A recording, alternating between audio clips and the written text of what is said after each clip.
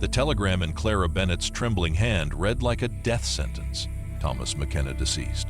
Stop. Fever took him Tuesday last. Stop. Brother will meet stage. She stood on the platform in Redemption Creek, Montana Territory, dust devils spinning across the empty street like restless ghosts. The September wind bit through her traveling dress, the good wool one she'd saved for meeting her husband-to-be. The smell of horse manure and sun-baked wood mixed with something else, something metallic that might have been blood from the butcher's shop across the way. Her husband was dead.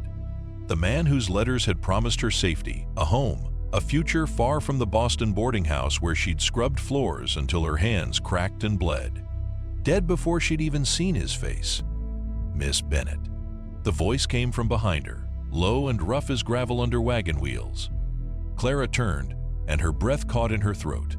The man standing there looked like he'd been carved from the same unforgiving stone as the mountains looming beyond town. Tall, broad-shouldered, with dark hair that brushed his collar and eyes the color of a winter sky before a storm. But it was the scar that held her attention, a vicious thing that ran from his left temple down to his jaw, pulling the corner of his mouth into a permanent half-sneer. James McKenna, he said, not offering his hand. Thomas's brother. His gaze traveled over her with all the warmth of a man inspecting livestock at auction. Clara lifted her chin, refusing to wilt under that cold assessment. She'd survived worse than a hard stare. I'm sorry for your loss, Mr. McKenna. Are you? It wasn't a question. He picked up her trunk like it weighed nothing, muscles flexing beneath his worn shirt. Wagons this way. She had to half-run to keep up with his long strides, her boots kicking up puffs of that cursed dust that seemed to coat everything in this godforsaken place. Mr. McKenna, perhaps we should discuss arrangements. I have some money saved, enough for passage back east, or perhaps get in. He'd stopped beside a weathered buckboard, throwing her trunk into the back with a thud that made her wince. When she didn't move, he turned those glacier eyes on her again. Look, Miss Bennett, I don't know what pretty words Thomas wrote you, and I don't much care. He's dead. Buried 3 days now up on the ridge beside our ma and pa. You came all this way, and I reckon that wasn't cheap. The McKenna Ranch is 2 hours north. You'll stay the night, get your bearings, and tomorrow I'll take you back to town. Fair enough? Fine. Nothing about this was fair. Clara had sold everything she owned, said goodbye to the only friend she had in the world, traveled 2,000 miles based on letters full of promises about mountain meadows and fresh starts. And now she stood in ankle-deep dust, being spoken to like an inconvenience by a man who looked like he'd sooner shoot her than offer her a cup of coffee. Fine, she said, gathering her skirts and climbing onto the wagon seat. One night. He made a sound that might have been agreement or might have been derision. Hard to tell, and swung up beside her. The wagon lurched forward, and Clara gripped the seat to keep from sliding into him. His thigh was solid as oak where it nearly touched hers, and she shifted away, pressing herself against the far edge of the bench. They rode in silence through town, past the saloon where piano music jangled, past the general store with its painted sign peeling in the relentless sun, past a church so small and plain it looked like a strong wind might blow it over. People stared. Women in faded calico whispered behind their hands.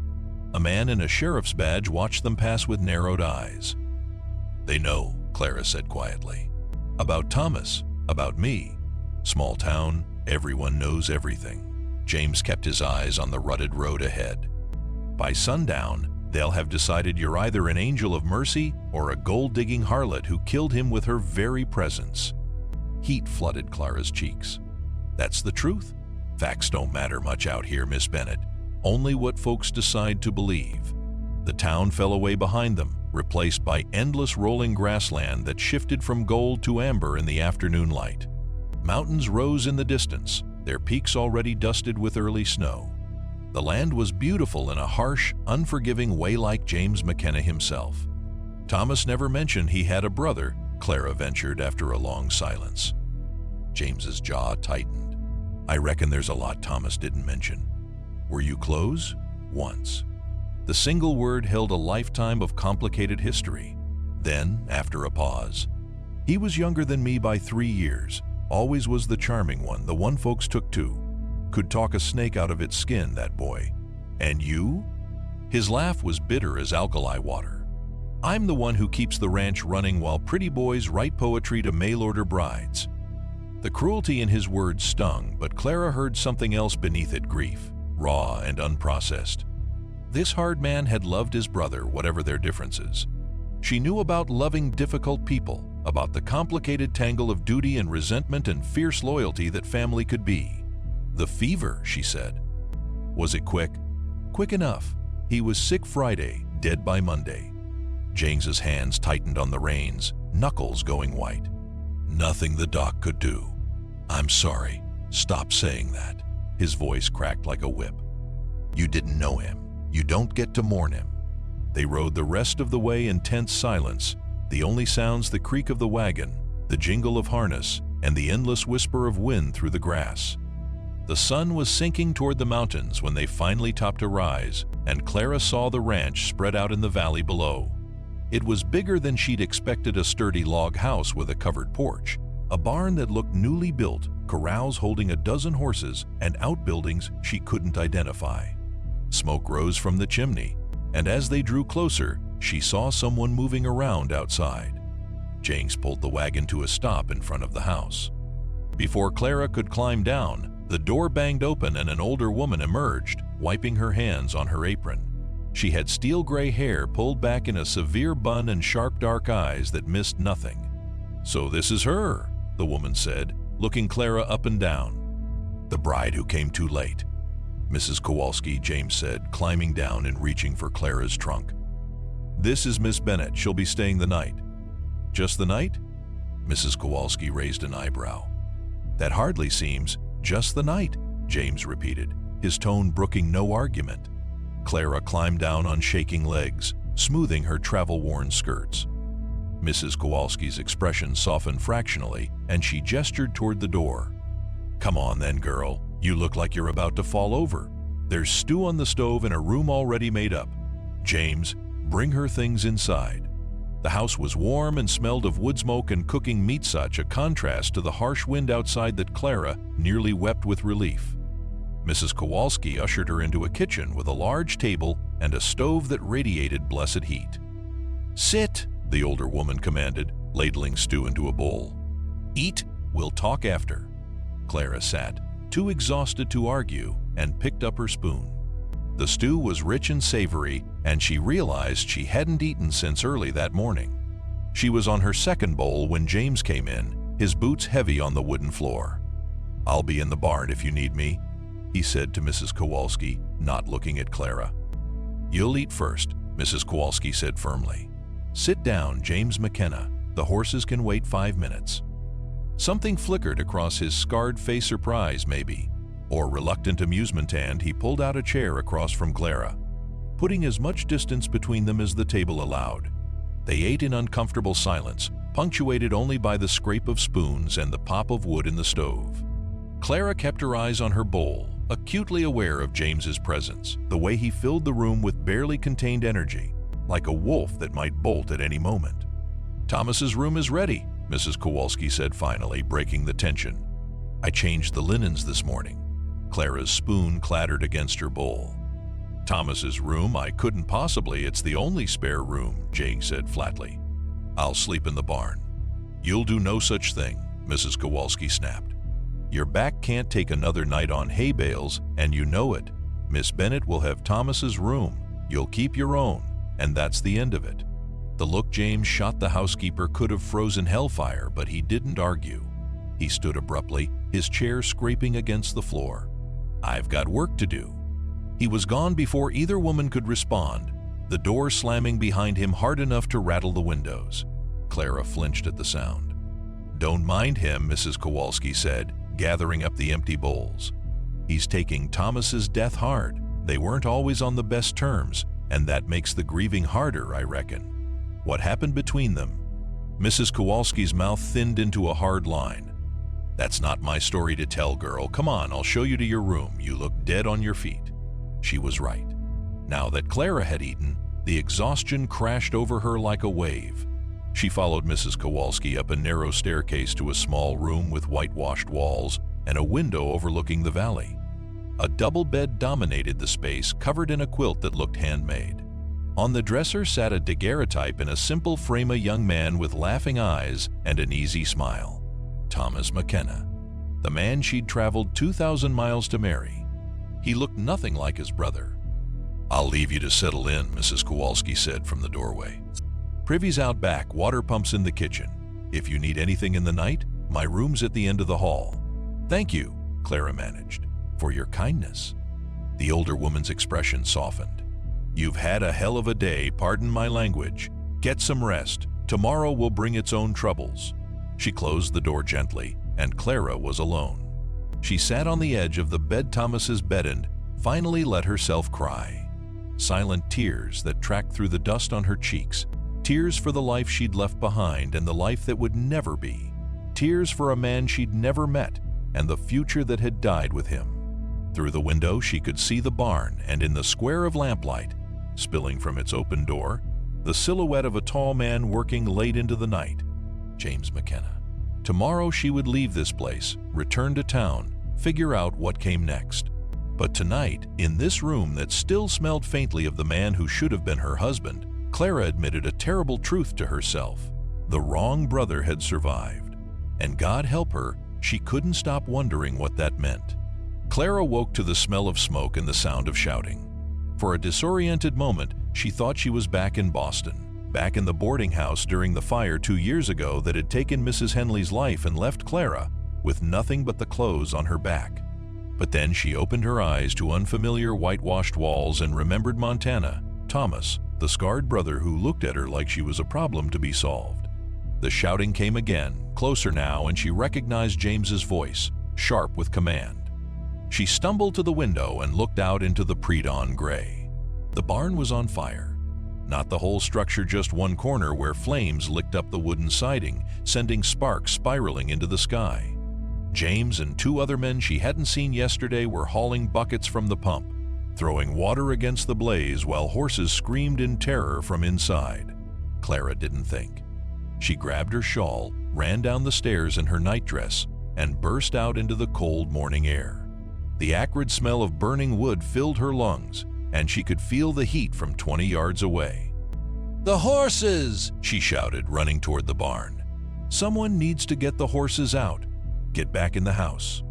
James roared, not looking at her, his face streaked with soot and sweat despite the cold. "Now!" But Clara had already reached the barn door. Through the smoke, she could see the animals in their stalls, a dozen terrified horses rearing and kicking, whites of their eyes showing. The fire was still small, contained to the far corner, but growing. Another few minutes and it would spread. She yanked open the nearest stall door. "Miss Bennett, don't..." One of the ranch hands started toward her, but a crash from above stopped him. Part of the loft was coming down, burning hay, raining like hellfire. The horse in the first stall, a pretty paint mare, bolted past Clara and out into the yard. She moved to the next stall, then the next, fingers fumbling with latches while smoke burned her throat and made her eyes stream. Behind her, she heard James cursing, heard the splash of more water against hungry flames. She was on the 6th stall when strong hands grabbed her shoulders and spun her around. James's face was inches from hers, fury and fear warring in those storm cloud eyes. "What the hell do you think you're doing?" he shouted over the roar of the fire. "Saving your horses," she shouted back, shoving at his chest. It was like pushing against granite. "Let me go. The men can handle it. They're fighting the fire. The animals will burn." Something shifted in his expression. He released her shoulders, then grabbed her hand instead, his palm rough and warm against hers. "Then we do it together. Stay behind me." They worked in tandem after that, James kicking open stall doors while Clara urged the panicked animals toward the exit. Smoke filled the barn now, thick and choking. Clara's lungs burned with every breath, and she could barely see 3 feet in front of her. But she kept moving, kept counting 7 horses out, 8, 9. The 10th horse, a big bay gelding, refused to leave his stall. He reared and struck out with his front hooves, eyes rolling in terror. "Stubborn bastard," James muttered, then did something that made Clara's heart stop. He walked right into the stall with that thrashing, terrified animal. speaking low and steady in a language she didn't understand, not words so much as sounds, a rumbling calm that somehow cut through the chaos. The horse's ears flicked forward. James reached up, slow and careful, and grabbed the halter. "Come on now, Thunder. Come on, boy. That's it." He led the gelding out just as a support beam cracked overhead. Clara heard it, saw James look up, saw the horror flash across his scarred face as he realized he wouldn't make it clear in time. She moved without thinking, throwing herself against his back and shoving with all her strength. They tumbled through the barn door in a tangle of limbs, hitting the dirt hard just as the beam crashed down exactly where they'd been standing seconds before. Clara couldn't breathe. Whether from the smoke or from the solid weight of James McKenna sprawled half on top of her, she wasn't sure. She was aware of several things at once: the pounding of her heart, the smell of wood smoke and male sweat, the way his chest heaved against hers, the strange intimacy of being pressed together on the cold ground while chaos raged around them. "You damn fool woman," he rasped, but his voice lacked heat. His eyes, when they met hers, held something she couldn't quite name. "You could have been killed, so could you?" They stared at each other for a heartbeat longer, and Clara felt something dangerous spark between them, hot as the flames consuming the barn. Then James was up and moving, hauling her to her feet with hands that weren't quite steady. "Get inside," he said gruffly. "You're half naked and it's freezing." Clara looked down and realized her nightdress was nearly transparent where the water from the buckets had splashed her. Heat flooded her cheeks, but she lifted her chin. "Not until the fire's out and all the horses are accounted for. They're all out, we got them all." He shrugged out of his coat. His arms were bare beneath, just a thin undershirt wrapped it around her shoulders. It smelled of smoke and leather and something uniquely him. "Now get inside before you freeze to death. I've got enough on my conscience without adding that." This time Clara didn't argue. She retreated to the porch where Mrs. Kowalski waited with blankets, watching as the men finally got the fire under control. It took another hour, but eventually the flames died to smoldering embers, leaving one corner of the barn a blackened ruin. James stood in the middle of the wreckage, hands on his hips, staring at the damage. Even from the porch, Clara could see the rigid set of his shoulders, the way his jaw clenched and unclenched. "It was the lantern," one of the ranch hands said, approaching cautiously. "Must have got knocked over somehow." "Knocked over?"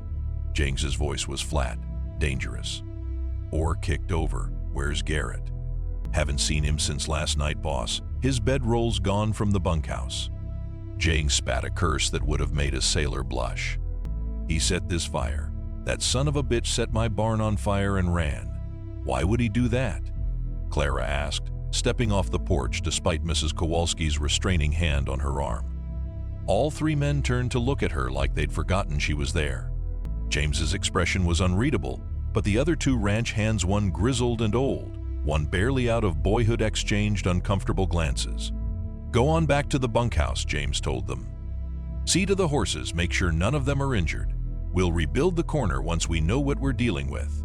They left quickly, and James turned his full attention to Clara. In the growing daylight, she could see how exhausted he looked, lines of weariness etched deep around his eyes and mouth, soot streaking his face, his shirt torn at the shoulder. "You should have stayed in the house," he said. "You should thank me for saving your life." "I should." He stopped, ran a hand through his dark hair, leaving it standing on end. Then, so quietly she almost missed it, "Thank you. Why did that man burn your barn?" James was quiet for a long moment, his gaze drifting to the mountains where the sun was just starting to peek over the peaks, painting the snow-capped ridges gold and pink. When he finally spoke, his voice was rough with something that might have been shame. "Because I fired him 2 days ago for stealing, and because small men with wounded pride do stupid, dangerous things." He looked at her then, really looked at her, and Clara saw something raw and unguarded in his face. "You could have died in there. Do you understand that? You could have died trying to save horses that can be replaced." But they weren't replaced, were they? They're living, breathing creatures who deserved a chance. They're animals. So are we, Mr. McKenna. Just animals trying to survive in a hard world. Something flickered across his face, surprise maybe, or recognition. He opened his mouth like he wanted to say something, then closed it again and shook his head. "You're still leaving today," he said, but it sounded like he was trying to convince himself. "Soon as you're ready, I'll take you back to town." "Of course." Clara pulled his coat tighter around her shoulders. That was the plan. But neither of them moved. Mrs. Kowalski appeared in the doorway, practical as always. "Both of you inside. You need food and rest, and Miss Bennett needs proper clothes before she catches her death. James, there's hot water for washing. The smoke's in your hair and all over your skin." James nodded but didn't look away from Clara. "Thank you," he said again, "for what you did. That was brave. Stupid but brave.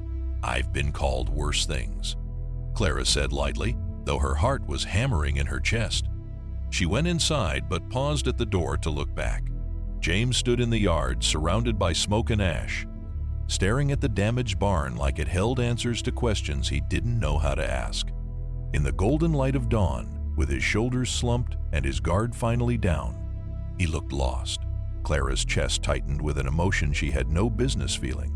Upstairs, she washed the soot from her skin and changed into her only other dress of practical gray cotton that had seen better days. Her hands shook as she buttoned it, and she couldn't tell if it was from the cold or the delayed shock of what they'd just survived.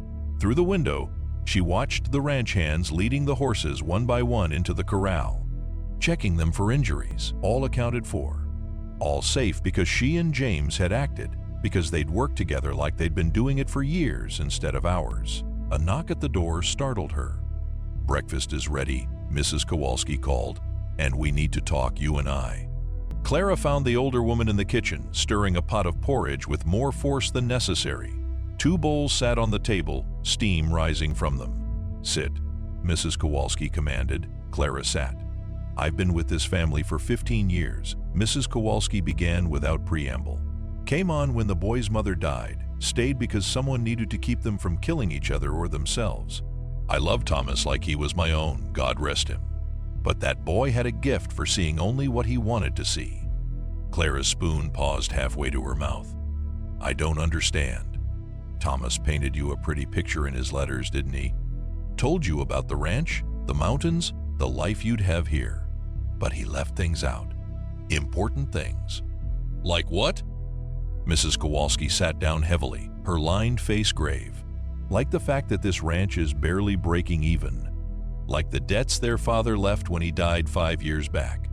Like the drought that killed half the herd last summer, or the wolves that took the other half in the spring. Thomas was a dreamer, and dreams don't pay bills or fix barns or keep food on the table. But the ranch looks good because James works himself to death keeping it that way. He's the one who rebuilt the barn after the storm 2 years ago. He's the one who breaks the horses and drives them to Fort Benton to sell. He's the one who sits up nights figuring numbers, trying to make the money stretch." Mrs. Kowalski's voice softened. "Thomas was charm and words. James is the one who keeps this place alive." Clara set down her spoon, appetite gone. "Why are you telling me this?" "Because you've got a decision to make, girl. You can go back to town like James plans, buy a ticket east, and forget this place ever existed. Or, Mrs. Kowalski met her eyes squarely. "Or you can stay. This ranch needs a woman's touch. It needs someone who isn't afraid of hard work, someone with sense and spine. I'm getting old and I can't do it all anymore. James needs help, whether he's too proud to admit it or not. He doesn't want me here. He doesn't want anyone here. That man's been alone so long he's forgotten there's any other way to be. But I saw how you two worked together this morning. I saw how you didn't hesitate, didn't shrink back, and I saw how he looked at you after." Heat crept up Clara's neck. "You're mistaken. He looks at me like I'm a burden. He looks at you like you scare him. There's a difference." Mrs. Kowalski stood, picking up her bowl. "Think on it. You've got until he hitches up the wagon. But remember, sometimes the life we planned isn't half as good as the life waiting for us if we're brave enough to take it." She left Clara alone with her thoughts and cooling porridge. Through the window, Clara could see James at the water pump, stripped to the waist, washing away the smoke and ash. Water sluiced over his scarred baccan. There were more scars there, she realized. faint white lines that spoke of old pain, old violence. He was lean and hard, all muscle and sinew with no softness anywhere, a body built by labor and survival. He turned as if sensing her gaze, and their eyes met across the distance. Clara should have looked away, should have had the decency to be embarrassed at being caught staring. But she didn't, and neither did he. The moment stretched between them like a rope pulled taut, humming with tension. Then Mrs. Kowalski bustled back into the kitchen, breaking the spell, and James turned away to pull his shirt back on. Clara pressed her hand to her chest, feeling her heart race beneath her palm. She'd come here to marry a charming man who wrote pretty letters. Instead, she'd found his brother difficult, damaged, and completely wrong for her in every possible way. So why couldn't she stop thinking about the way his hand had felt wrapped around hers in the burning barn? The weight of him when they'd fallen together, the fierce protectiveness in his voice when he'd called her a fool, the vulnerability in his eyes when he'd thanked her. A wagon rattled into the yard, and Clara looked out to see a man in a sheriff's badge climbing down. James met him by the porch, and even from inside, Clara could see the tension in every line of his body. She shouldn't eavesdrop. It wasn't proper.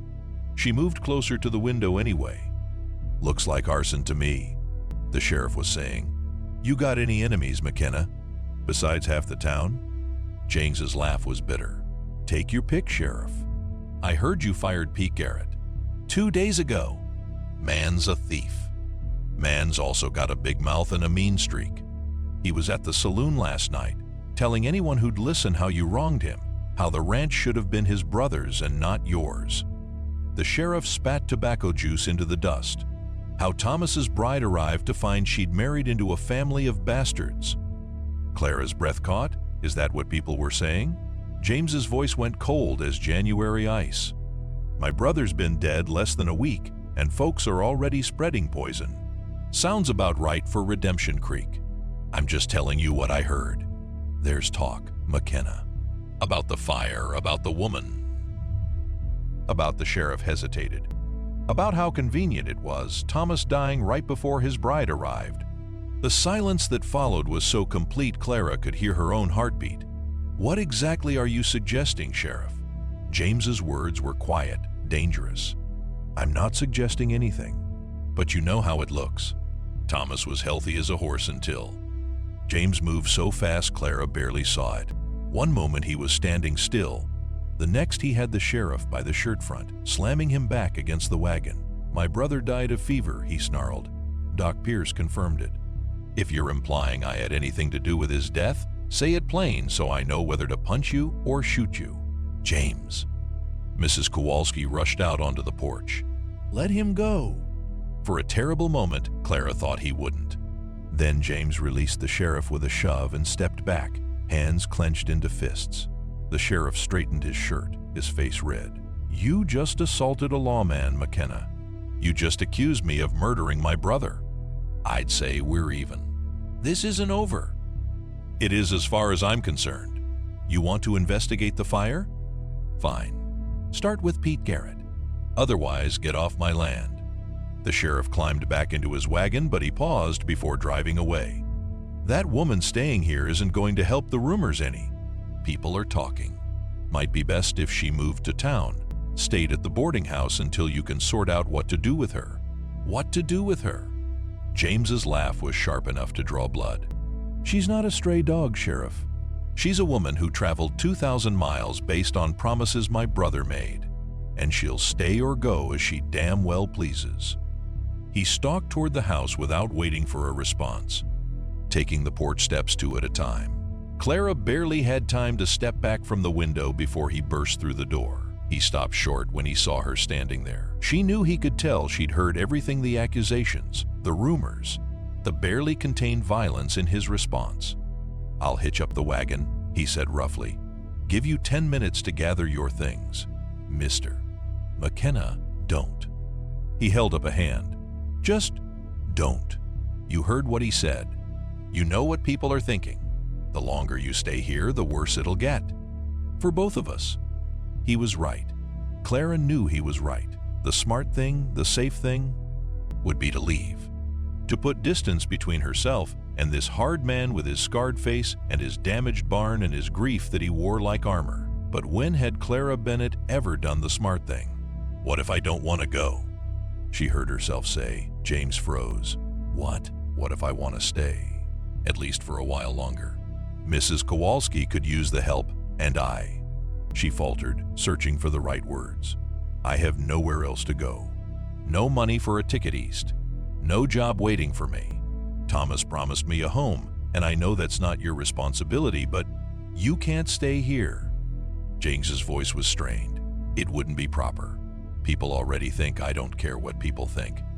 And as she said it, Clara realized it was true. I've been judged my whole life, Mr. McKenna.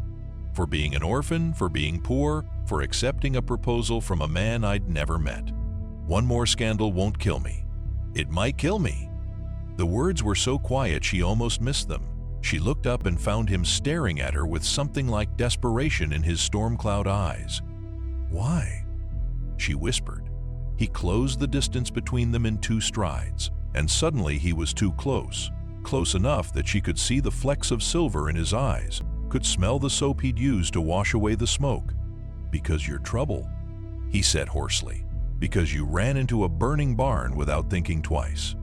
Because you look at me like I'm not a monster. Because... He stopped, jaw clenching. Because I can't be what Thomas was.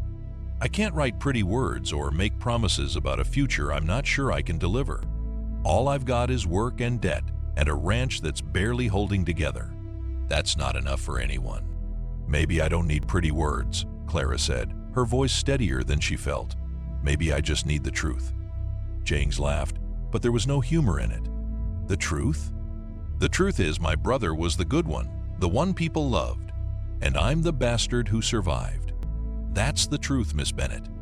No, Clara said fiercely. The truth is your brother wrote beautiful letters while you kept this ranch alive. The truth is you risked your life to save a stubborn horse while he was... She caught herself, but too late. While he was what? James's eyes narrowed. What did Thomas tell you in those letters? Clara bit her lip. She shouldn't say it. It would only make things worse. But she was tired of lies and pretty words and half-truths. He told me he ran the ranch alone. That he built it from nothing.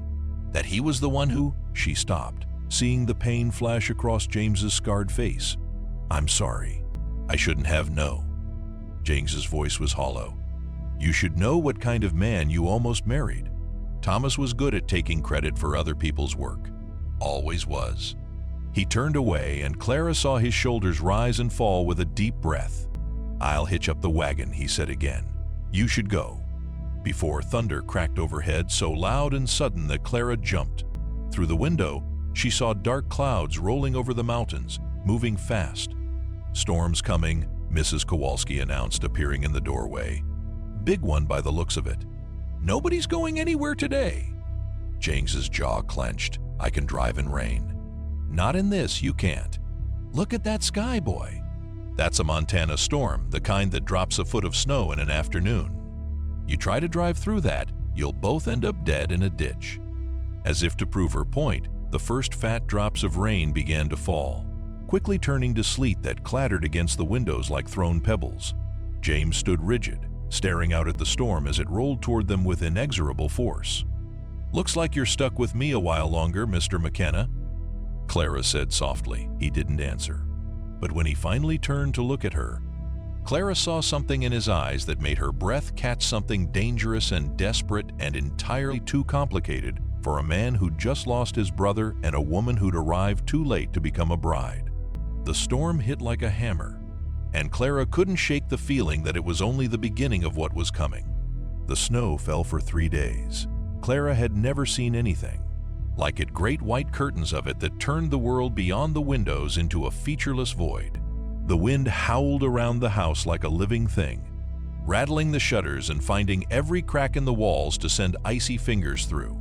Inside, they huddled close to the stove, conserving firewood and lamp oil, existing in a strange suspended reality where time seemed to have stopped altogether. James barely spoke. He worked with grim determination, feeding the animals in the barn, splitting wood, checking the roof for damage, doing anything that kept him moving and kept him away from Clara. At meals, he sat as far from her as the table allowed, his scarred face closed off, his eyes carefully averted. It was driving her mad. On the third morning, Clara found him in Thomas's room. She'd been looking for extra blankets when she heard the sound, a low, ragged noise that might have been pain or might have been grief. The door was cracked open, and through it she saw James sitting on the edge of the bed, Thomas's letters spread out around him like fallen leaves. "I didn't know he kept copies," James said without looking up. His voice was rough, like he'd been crying, though his face was dry.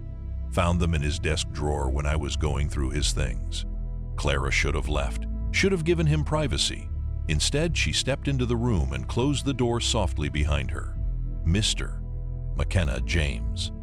He looked up then, and the raw pain in his eyes stole her breath. "If you're going to stand there and watch me fall apart, the least you can do is call me by my name."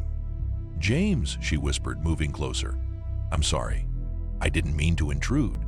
You want to know the funny part?" He picked up one of the letters, his hand shaking slightly. He wrote beautiful things, talked about the mountains at sunset, about building a future together, about love and hope and all the pretty dreams a woman wants to hear. And you know what? I believed him.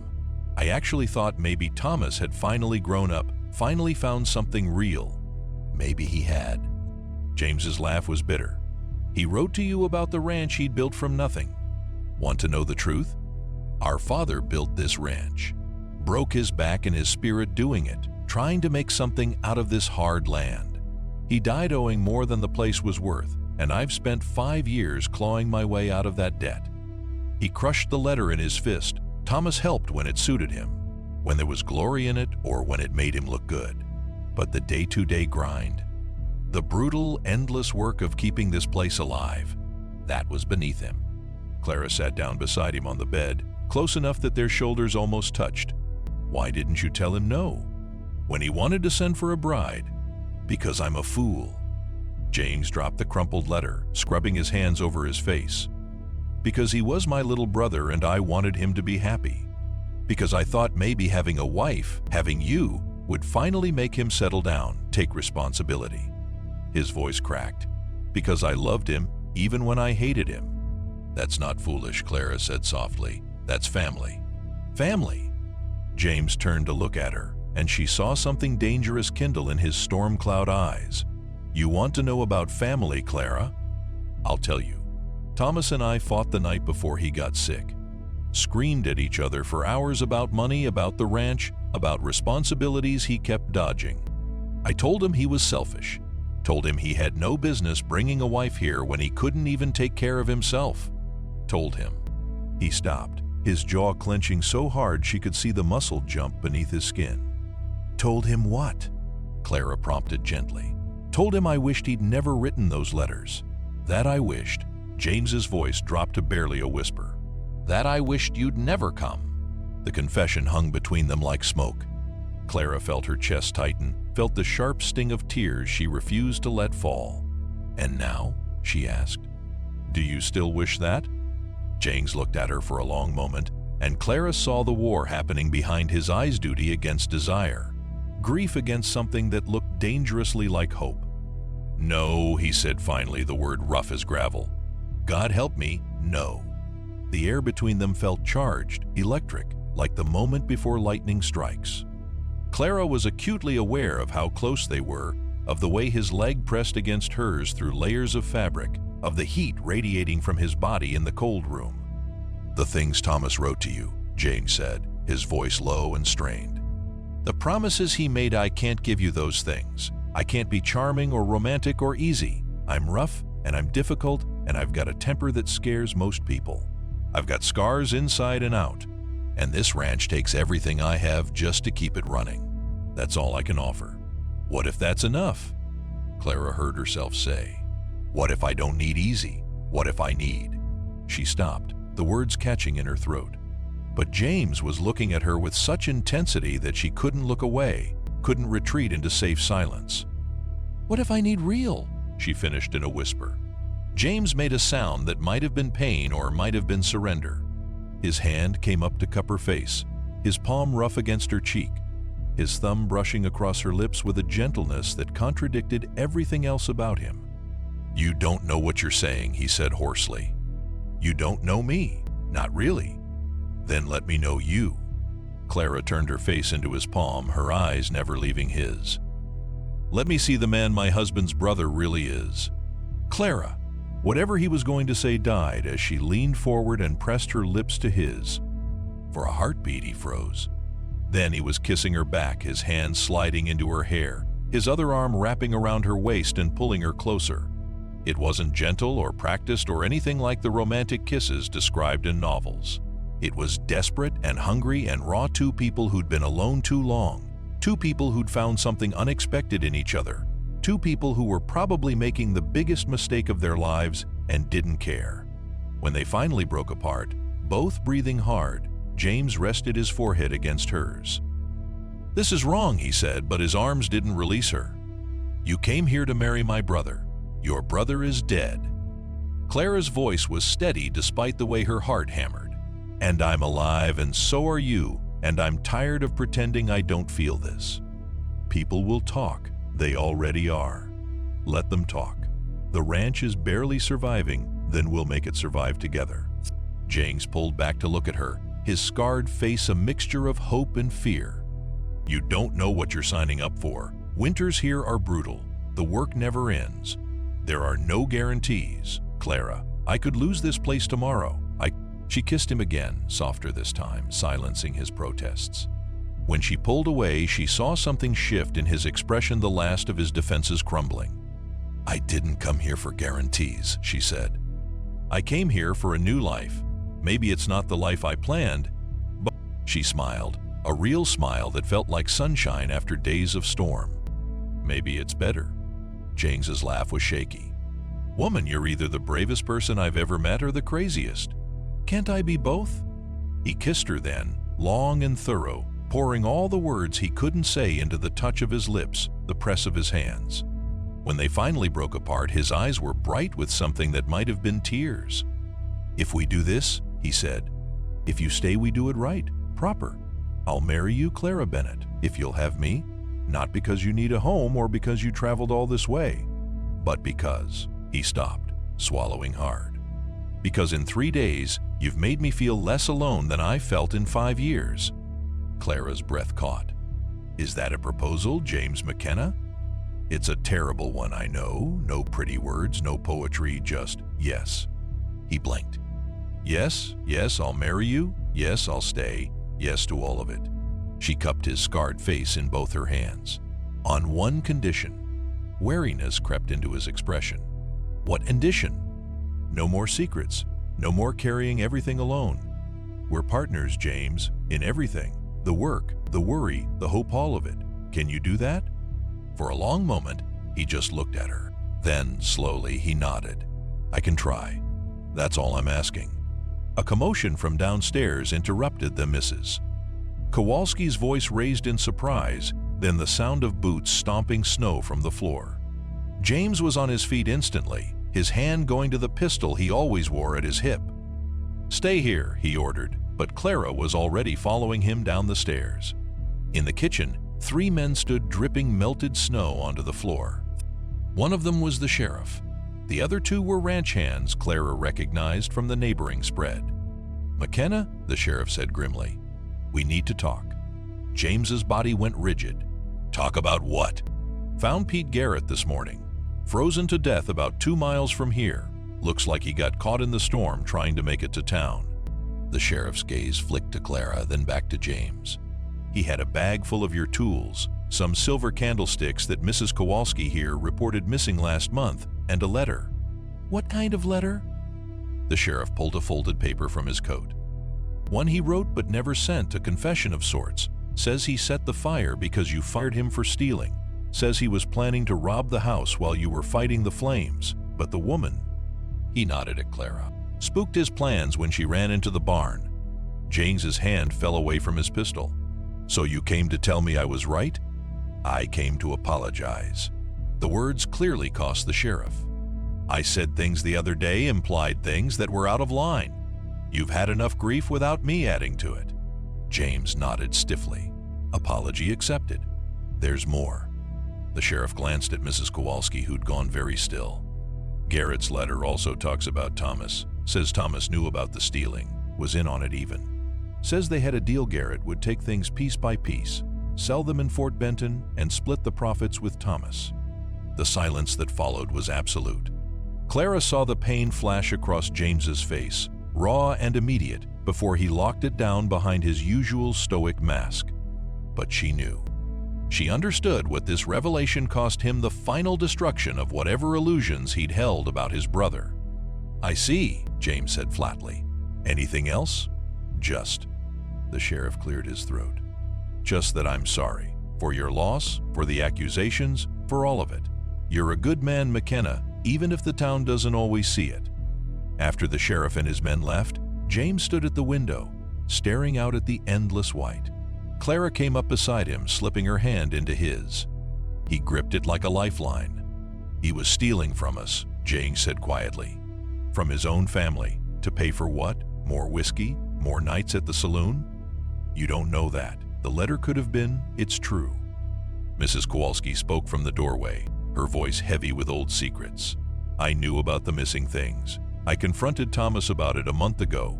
He swore he'd stop, swore it was just because he needed money to bring you here properly, to make everything perfect for his bride." James laughed, a sound like breaking glass. "Of course, even his thieving was romantic. He loved you," Mrs. Kowalski said. "In his way. He couldn't be what you needed him to be." "No." James's voice was hollow. "He couldn't." Clara squeezed his hand.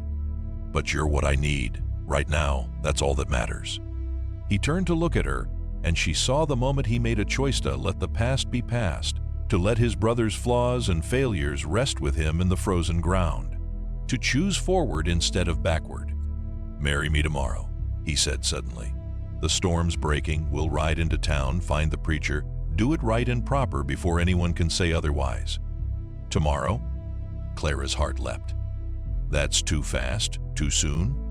His scarred face was vulnerable, open. "Tell me if it is. Tell me if you need time." She thought about the life she'd left behind in Boston, the grinding poverty, the loneliness, the feeling of being trapped in a future that held nothing but more of the same. She thought about Thomas's pretty letters full of beautiful lies. And she thought about James' difficult, damaged, brutally honest James, who worked until his hands bled to keep this ranch alive, who'd run into a burning barn to save a stubborn horse, who kissed like a man drowning and she was air. "It's perfect," she said. The next day dawned clear and cold, the kind of crystalline morning that makes the whole world look new. They rode to town in the wagon, bundled in furs and blankets, with Mrs. Kowalski sitting between them like a chaperone and grinning like she'd personally arranged the whole thing. The preacher married them in his small parlor, with Mrs. Kowalski and the preacher's wife as witnesses. Clara wore her gray cotton dress because it was all she had, and James wore his cleanest shirt and a collar that looked like it was strangling him.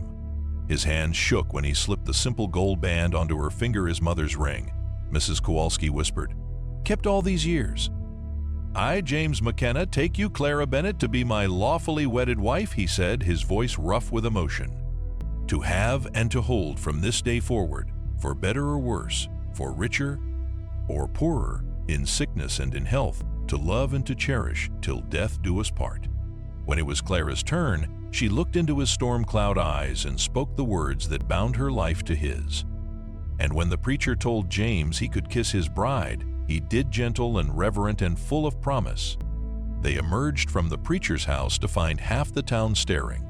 Clara saw the whispers start, saw the sidelong looks and raised eyebrows. But James just wrapped his arm around her waist and helped her into the wagon like she was something precious. "Let them talk," he murmured against her ear. "You're mine now, and I'm yours, and the rest of the world can go to hell."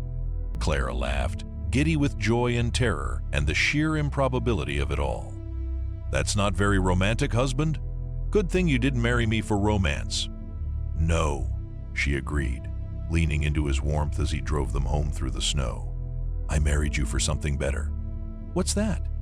She looked at him, this hard, scarred man who'd become hers through the strangest twist of fate, and smiled. "The truth." The ranch looked different when they returned. though nothing about it had changed. Maybe it was Clara who'd changed, who could now see past the weathered wood and the patched roof and the damaged barn to the home it could become. Would become with time and work and the kind of stubborn determination she'd learned from Boston's harsh streets. That night, after Mrs. Kowalski had tactfully retired to her room, James built up the fire in his bedroom, their bedroom now, until it blazed warm and bright. He stood by the window, looking out at the mountains silvered by moonlight, and Clara saw the tension in his shoulders, the uncertainty. She crossed to him, wrapped her arms around his waist from behind, and felt him relax into her touch. "Scared?" she asked softly. "Terrified," he admitted. "I don't know how to do this, Clara. How to be a husband, how to—" She turned him around to face her. "Neither do I. We'll figure it out together." He cupped her face in both hands, his calloused palms gentle against her skin. "I can't promise it'll be easy. I can't promise we won't struggle or fight or have days where we wonder what the hell we were thinking." "Good." Clara smiled up at him. "Easy is overrated. You're remarkable, you know that. I'm practical, there's a difference." "No," James said, his voice thick with emotion. "You're remarkable?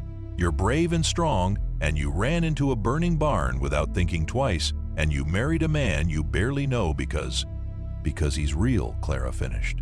"Because he tells the truth even when it hurts. Because he works until his hands bleed for the things he loves." She rose up on her toes to kiss him. "Because I love him." The words hung in the air between them, impossible and true. "Clara, you don't have to say it back. Not yet. Not until you mean it." She smiled against his lips. "I've got time." But James was shaking his head. "I've been trying not to say it since you shoved me out of that barn. I love you, Clara McKenna. God help me, I do." He kissed her then, and it was different from before, not desperate or hungry, but something deeper, something that felt like coming home.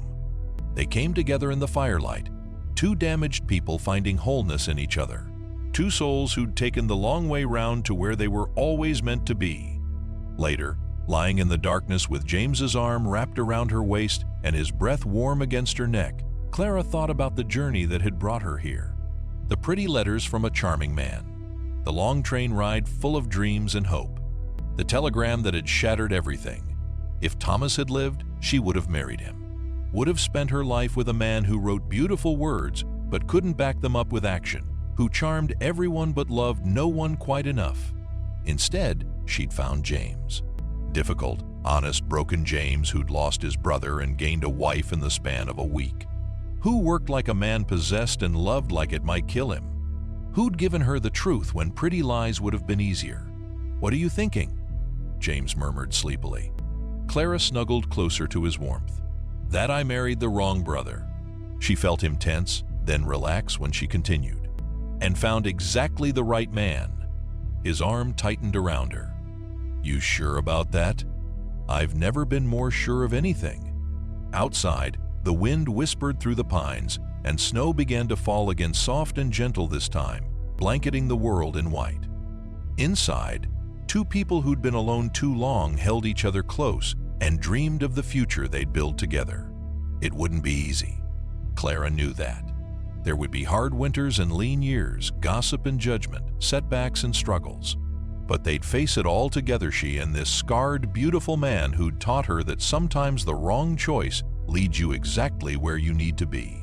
In the morning, they'd start the work of rebuilding the damaged barn. They'd plan the spring planting, talk about the horses James wanted to break and sell, dream about the life they'd carve out of this harsh and unforgiving land. But tonight, Clara was exactly where she belonged, in the arms of the right brother, in the home she'd choose again and again, in a love born from ashes and truth and the kind of courage it takes to embrace the unexpected. She'd come to Montana to marry a charming stranger and build a safe, predictable life. Instead, she'd married his difficult brother and found something far more precious, a love worth fighting for, a partnership built on honesty, and a future that was wholly, beautifully theirs. And in the end, that was worth more than all the pretty letters in the world. The end.